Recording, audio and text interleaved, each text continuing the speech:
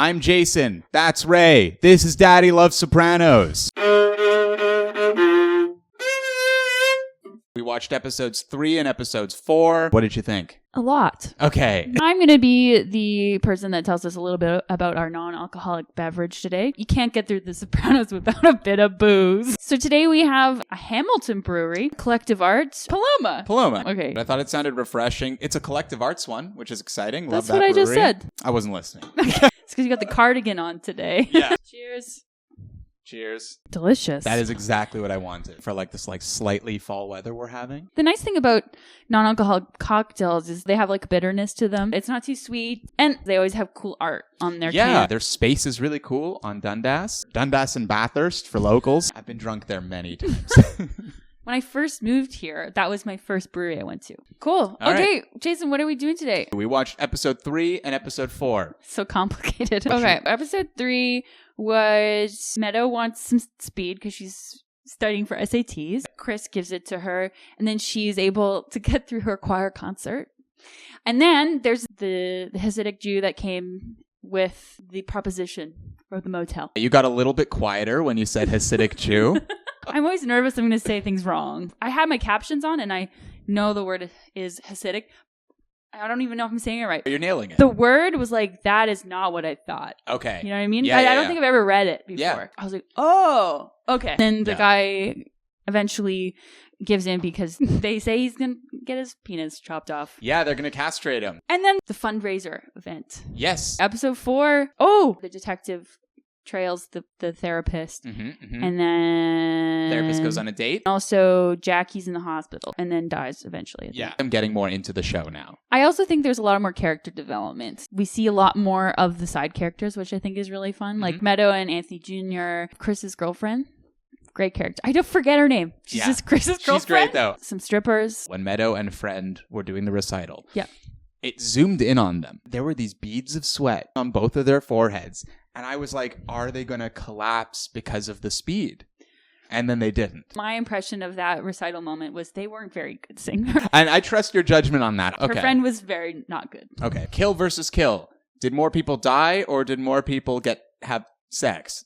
There wasn't too much sex. Tony was obviously in an affair with some Russian woman. Yep. I guess it was implied that Jackie got something from a stripper in the hospital bed. So Tony, to cheer up his friend Jackie in the hospital, gets one of the strippers from the Bada Bing to come in dressed as a nurse and to trick Jackie. What a prank. They have a little booze, too, in the private wing. Tony's talking about it in therapy. It's very wild. cordial and cute. Chris doesn't... there's the gross moment between Chris's friend and Meadow's friend. He's like... a predator! Yeah, he's got to be like in his 30s or like close to it. I think people look a little rougher. In the 2000s? I would say Chris is... Late 20s? Late 20s, you think? Chris for sure, but I thought the friend looked older. Maybe he just doesn't have a good head of hair. Or he just doesn't have a good skincare routine. Men didn't have skincare routines until 2018. Cigarettes and strippers. That was the skincare routine back then. Even the therapist and her lawyer date didn't have sex. No. So, yeah, one Russian lady affair. But then people died.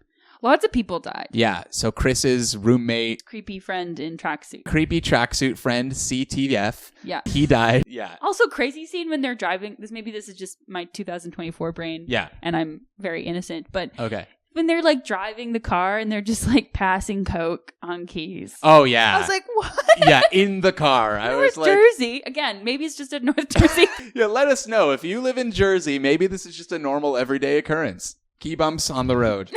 Efficient. There's the castration. Doesn't die. And he doesn't get castrated. I gotta say, as a Jew, I was very proud of this man. At one point, they're like, this man's a bull. He won't give up. I was like, fuck yeah. Question. Is it traditionally Roman Catholic versus Jewish people in the past? Is that like a big conflict? I don't know. Okay. It made sense to me that they got along well. Okay. All right. Yeah. I've always got along well with Italian people. Okay. My dream was to have a Nona. Except not like Tony's mom. I want someone who's just going to feed me more meatballs than I can eat. Absolutely. Yeah. We all need that actually in our lives. It's true. Oh, and then Jackie, he just dies of cancer. Does that count? I think it does. Yeah. And he's a major figure, obviously. Exactly. There's a great scene when they announce that Jackie dies. And then the stripper in the strip club is like, I'll never forget where I was this day. End scene. Incredible acting. She's like, I'll never forget where I was when they signed the Declaration of Independence. It's the end of an era. Big plot point from episode 4. Leader. They need a new leader. If we count cancer as a killer, the silent killer, then it's 2 deaths, 1 sex. All right, so death wins, but love might win another episode. Obsessions. Tell us about your obsessions, Ray. Okay, so I was obsessed with Chris in the first 2 episodes, but he's kind of a little bitch. He wants it so bad, and it's kind of embarrassing. Like, he's a poser, and he's got cool style. One of my favorite lines of him was Meadow and her friend came to the apartment, and Meadow like retorted when she left, was like, I don't know what you see in him. And then he goes, money. He likes to flaunt his wealth. And I think that's cool. I think that's cool too. And his eyebrows is great. Like, he's got a good haircut. Can I just say, like, just because you keep mentioning the eyebrows, his unibrow is a little bit distracting to me. It's not that bad. I associate his eyebrows as much as like Sandy from the OC. Really? Yeah. They both have really nice eyebrows. Yeah, but Peter Gallagher's eyebrows are the best eyebrows on television. Oh, for sure. I don't think I would have identified Chris as like a good eyebrow haver. All right. But that's why we make a good team. We notice different things. My other obsession, you know what? I was actually kind of disappointed in the last 2 episodes. Really? Because I thought they were great, but I didn't have anything that I was obsessive about. I think the plot was really good. So I don't know if I have any obsessions. I'll for sure talk about Chris every time because he's a silly man. I think when he was about to die, that was crazy. Now he's going to be a different person, I think. The girlfriend's like, I heard you pooped yourself. Is that true? And he's like, no, shut up. Yeah. So I don't know. Maybe my obsession will dwindle. Okay. My obsession, it continues with the watches on the show. I believe the Presidential made its first appearance, the Rolex Presidential. Oh. Daddy's calling. Ew. Hey, Dad. Are you driving? I am. We're going to talk to you about episodes 3 and 4 of The Sopranos. Is that okay? Sounds good. So I asked you, have you seen episode 3 and episode 4? And you went, yeah, only 1,000 times. Yes, I've watched the entire series. I'm guessing at least 10 times, and probably on YouTube and on TikTok and whatever, I've seen clips constantly. Like, I watch the show all the time. I still watch the show all the time. I just really love the show. My first question is, what do you think Tony's drink of choice would be? Pretty sure it would be a scotch. It would be neat, like a 16-year-old scotch, an Abalur. Classy. Yeah. Awesome. One of my favorite moments, I think, in the 4th episode is when Jackie dies. They drink a toast. One of the strippers says, I'll never forget this moment. People always say, well, they remember where they were when 9/11 happened, or they remember when AFK was shot, but this was particularly funny. Every time I watch it, I laugh. It was a really bad cut, I think, too. Like, it was a very one-off cut of this particular... Yeah. So I thought that was really cheesy. Yeah, it was. For sure it was. Why does Tony have like a family vehicle versus like a fancy car? This is sort of the first mob show where they're focusing on his family life. He's a mobster. He's ruthless, but he does love his family. I don't know how crazy he is about his wife, but you'll see that later. But definitely he loves his kids. He goes to his daughter's soccer games. So I think that's why he's got that car. A more family-oriented mobster. I have a plot question for you. So this is the episode when Jackie dies. They have to make a decision. It's a big one. Yeah, and they have to decide who's going to be their new leader. And Tony decides that it's going to be Uncle Junior. We were wondering if you can give us insight into where Tony might have been coming from for that. At the cemetery, they're talking to his real confidant, who's this Jewish mobster, Hesh. Hesh sort of agreed with the move because what Tony was thinking is that if he puts Junior there, although nobody respects Junior, but they feel like he's been waiting the longest, and they feel that if they put him in there, but Tony's behind him sort of pulling all the strings, that if the FBI or the authorities sort of crack down on somebody, they're going to crack down on Junior, not Tony. So it sort of diverts the lightning rod. It's a lot of friction between Junior and Tony because Junior always, A, wanted this, but B, does realize that he doesn't have the respect of the captains. It goes back to Tony's father, Johnny, who was originally the head of the family, was Junior's younger brother. In other words, Junior has already been passed over by his younger brother, who was the boss for many years. So we have a new segment on our show called What Would Tony Do? I'll say a scenario and then you'll be Tony and tell me or Jason some advice. Can I kill people? 100%. Just making sure. My problem this week is I have a hard time getting around the city on transit, but I can't afford a car. What would Tony do? Tony would steal a car for you. What kind of car? How old are you? I'm 29. And what do you do? I'm a music teacher. So I'm going to say it would be a Toyota Yaris, because I'm sure they're easy to steal. Probably silver. I would look around, see if I could hotwire or have one of my captains hotwire a car for you. And that's what I would do. And then I would expect you to return the favor one day. Perhaps okay. Give my kids free music lessons or something like that. But I think that would be the way. I'd rather do that and hotwire it than actually have the driver abducted and killed, because I think that there's no reason to kill a driver of a Yaris. But it's very wise. But I think I'd rather do it that way. I think I'd just have a captain hotwire. That's a more delicate way of getting you the car. Before we go, I have a comment. First of all, they call the strip joint the Bada Bing in episode 3 or 4 for the first time. You said to keep an eye out for that. And then the name of the meat shop, I believe, has changed. Yeah, it's now Santrielli's, which it will always be till the end. I thought episodes 3 and 4 were much stronger than episodes 1 and 2. Absolutely. The show really, like the writing, even the actors thought this was going to be a complete bust because it had never been done, right? Then all of a sudden, 3 and 4, I think HBO picked them up. And you'll see that the shows really get strong. Like the writing is good, the acting is much tighter. There was one weak season, and it's coming up much later. I think it's season number 5. Then the last season really came back strong. Well, thanks again, Dad. You still didn't tell me who you noticed. Just you guys have seen Goodfellas, right? The guy who plays Shlomo, the Hasidic Jew father, if you go back to Goodfellas, and you can sort of just look it up, he plays Maury, the toupee guy in Goodfellas. He plays a completely different character, and it took me a long time to figure it out. But I knew the voice because I've watched Goodfellas, like 10,000 times. And I knew the voice, and it was driving me nuts. And then finally I looked it up. That's just neither here nor there. Maybe as a bonus episode, we'll watch Goodfellas, and then we'll ask you about it. Thanks, Dad. Love you. Thank you. Bye. Love you. Thank you. Say it back! What would Tony do if someone said, I love you to him and he didn't feel the same way? I think that he would say I love you to his son. Sure, but if an affair woman was like, I love you. Be like, all right, sweetheart. Like something like that. All right, your thoughts on props? I didn't have anything from first episode, but the episode 4 favorite prop was the insanely large lobsters they were eating. Was that in the party, like at their house?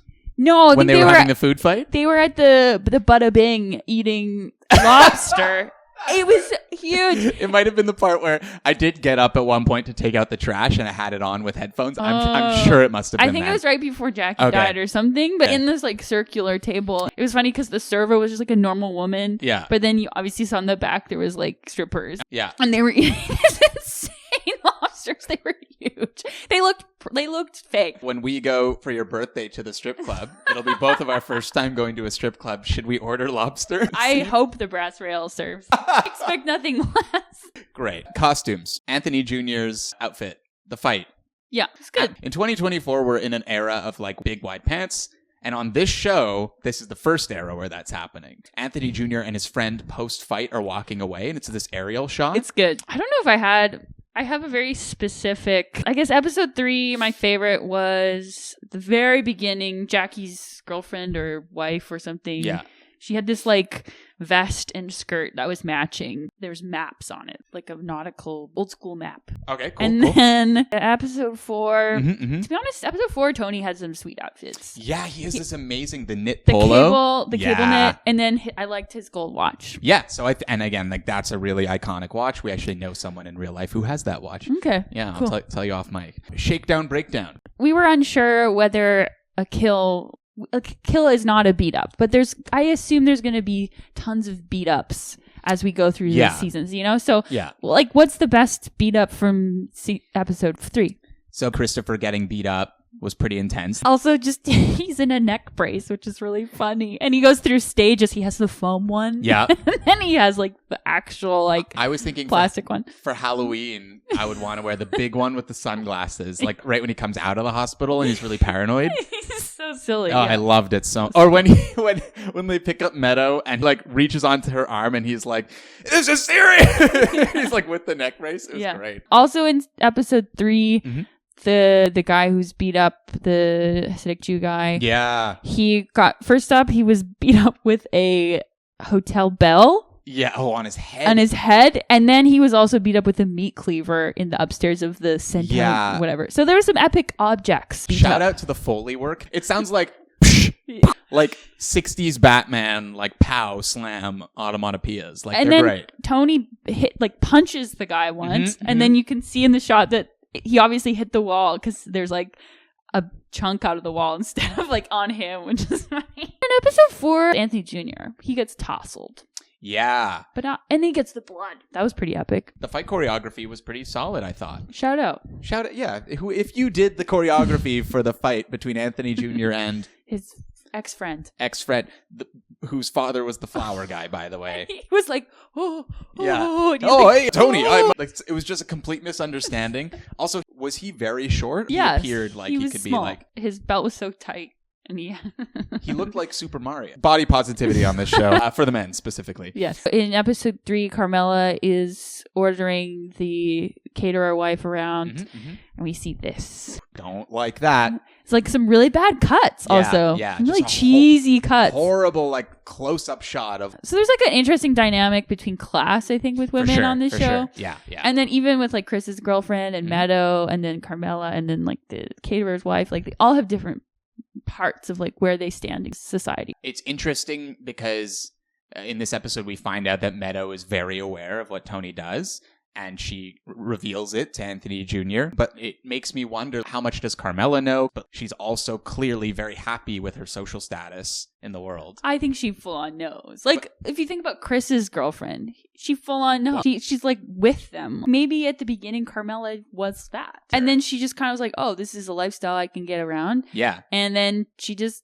puts it in the back part of your brain and goes on with her life. So Tony's therapist, at first, I thought she would be more one-dimensional. But when she's vulnerable with Tony and she talks about what's going on in her life, I think she's into him. We see her on a date. We see her, like, adjust herself before she goes into this guy's house. Like, we see her be vulnerable.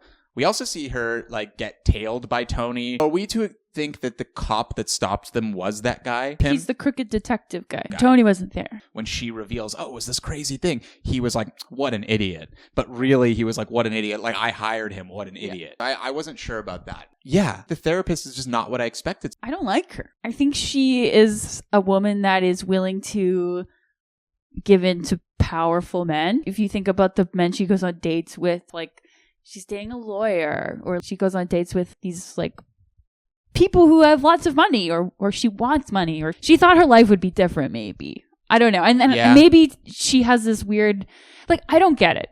Tony seems to be intoxicating to women or something. And I honestly think it's just his money and his charm. Like, he's charming. And I think she's desperate for love. And I feel like she thinks she has this like relationship with him, even though it's professional, but because it's Tony Soprano telling her all his secrets, like, I think she thinks she's on the in of some sort. I also think in the 90s when this is made, that's what's different, is like, I think that female character would be different. If it was made today, the therapist specifically would have a different character.